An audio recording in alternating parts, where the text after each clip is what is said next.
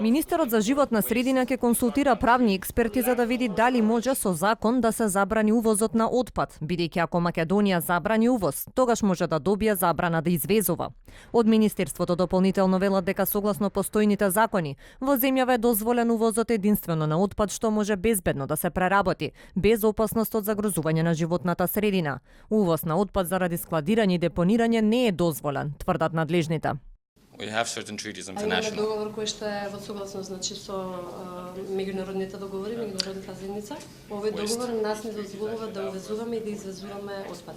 Може би најдобро е да консултирам независен надворешен правен субјект. И јас ја разбирам загриженоста на граѓаните, меѓутоа не можам децидно да кажам да или не.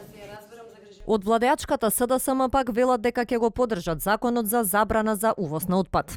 Како пратеници на СДСМ се обврзуваме дека во најбрз можен рок ќе усвоиме целосно системско решение за овој проблем.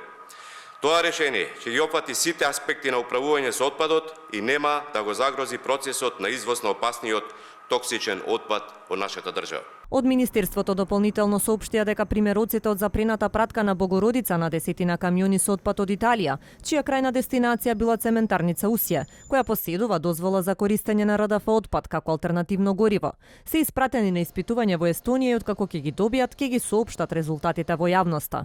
Директорот на Царина тврди дека согласно сите проверки нема опасен отпад што влегол во државава. Дом бара забрана за увоз на отпад за горење. Притисок за итно донесување на законот за ограничување на увозот вршат и активистите, особено по скандалот во Бугарија со сомнителниот увоз на италијански отпад.